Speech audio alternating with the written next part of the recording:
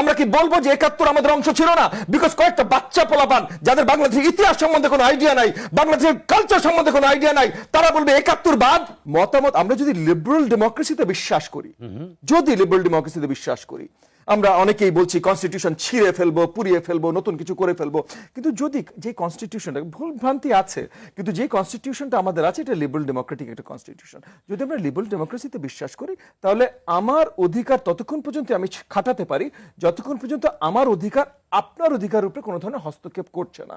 আমরা দেখলাম ফেব্রুয়ারি 14 Valentine's day ভাই আমাদের সাংস্কৃতিক অংশ না, সব কিছু আমি মানছি, কিন্তু আপনি যদি করতে চান আমি কি আপনাকে থামানোর? আমরা দেখলাম সরকারের ভেতর থেকে, না আমরা দেখলাম সরকারের ভেতর থেকে তৌহিদি জনতা কে কাকে চেনে ভাই? বললেই হলো, একটা নাম বলে দিল তৌহিদি জনতা। কালকে মোশাররফ ভাই বলল তৌহিদি জনতা, ববি আজাদ তৌহিদি জনতা, কি বলে না মশিউর তরুণ তৌহিদি জনতা বলে দিল, হয়ে গেল। কারণ এই তৌহিদি জনতা নামে তো করছে, যে নামে যে করছে এই নামে যে করছে সেগুলোরও কিছু এগেন আজকে ইন্টারনেটের যুগ, তো তরুণরা বা বিবেকবান যে জনগণরা আছেন তারা অলরেডি ছবি দিয়ে পরিচয় দিয়ে ইন্টারনেটে দিয়ে দেয়। এবং আমরা দেখেছি যে তৌহিদি জনতার নামে একজন হ্যারাস করলো ঢাকা বিশ্ববিদ্যালয়ের ক্যাম্পাসে, তাকে যে জেল থেকে ছাড়িয়ে নিয়ে আসলো, যারা ছাড়িয়ে নিয়ে আসলো ফুলের মালা দিয়ে, টুপি পরিয়ে, পবিত্র কোরআন তার হাতে দিয়ে কোরআনের অবমাননা করেছে, এটা যারা করলো তাদের পরিচয় পত্র বেরিয়ে গেল যে তারা এর আগে হিজবুত তাহরির না কিসের সাথে জড়িত ছিল।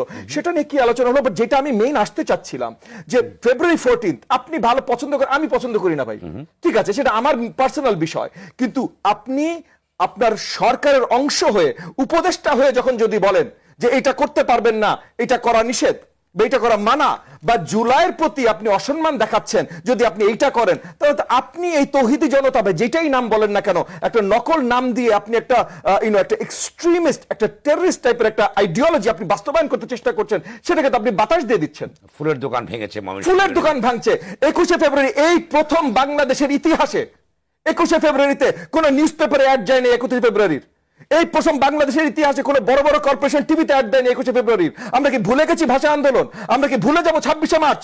আমরা কি বলবো যে 71 আমাদের অংশ ছিল না? বিকজ কয়েকটা বাচ্চা পোলাপান যাদের বাংলাদেশের ইতিহাস সম্বন্ধে কোনো আইডিয়া নাই, বাংলাদেশের কালচার সম্বন্ধে কোনো আইডিয়া নাই, তারা বলবে 71 বাদ, বাংলা 71 ভুলে যাবো, আমরা বাংলাদেশ ভুলে যাবো, জাস্ট বিকজ কয়েকটা বাচ্চা পোলাপান যাদের ইতিহাস কালচার কিছু সম্বন্ধে কিছু জানে না, তারা বলবে যে আমরা নতুন বাংলাদেশ গড়বো, আমরা সেকেন্ড, থার্ড, ফোর্থ কত নাম্বার রিপাবলিক করবো, রিপাবলিকের নাম্বার পর্যন্ত তারা জানে না। তাদের কথা শুনে আমরা পুরো বাংলাদেশের ইতিহাস ভুলে যাবো। ফাজলামি শুরু করেছে। এই পুরো জিনিসটা তরুণদের দোষ না, রাজনৈতিক দলের দোষ না, কারোর দোষ না। এই যে কথা হচ্ছে বিএনপির লোকজন লুটপাট করছে বা চান্দা তুলছে, কেন ভাই আইন শৃঙ্খলা বাহিনীকে কেউ থামিয়েছে? বিএনপি আমার দল না ভাই, বিএনপির জায়গা থেকে তো বিএনপি একটার পর একটা বহিষ্কার করছে যাদেরকে ধরা পড়ছে, কিন্তু আইন শৃঙ্খলা বাহিনী বাদ দেন, মিডিয়া যদি নতুন সরকারের সাপোর্টে যে এই যে দলটা আসছে, এই সরকারি সাপোর্টে যে দলটা আসছে, এদের নামে রিপোর্ট পর্যন্ত করতে ভয় পায়।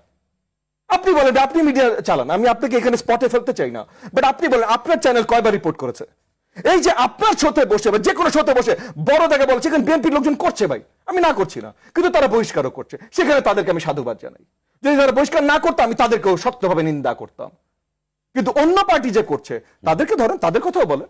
তারা তো নতুন এসছে ভাই, মাঠে নতুন এসে অলরেডি চান্দা শুরু হয়ে গেছে, তাহলে তাদের সম্বন্ধে কি ব্যবস্থা আপনি নেবেন?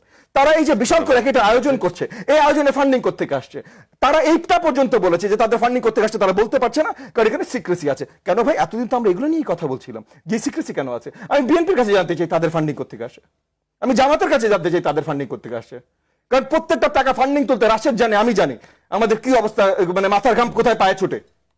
তো আপনাদের এত বড় ফান্ডিং করতে আসে, আপনি বলেন ভাই, আপনি স্পষ্ট রাজনীতি করতে চান, বড় বড় কথা বলতে চান, বড় বড় আওয়াজ করতে চান, আপনি নতুন প্রধানমন্ত্রী, তাহলে বলেন, আপনি দেখান আপনি প্রধানমন্ত্রীর মতো করে কাজ করেছেন, তারপর আমরাও মানবো। আপনার বয়স 20 না 42 না 82, আই ডোন্ট কেয়ার, আপনার প্রধানমন্ত্রী হিসেবে মানতে আমি রাজি আছি।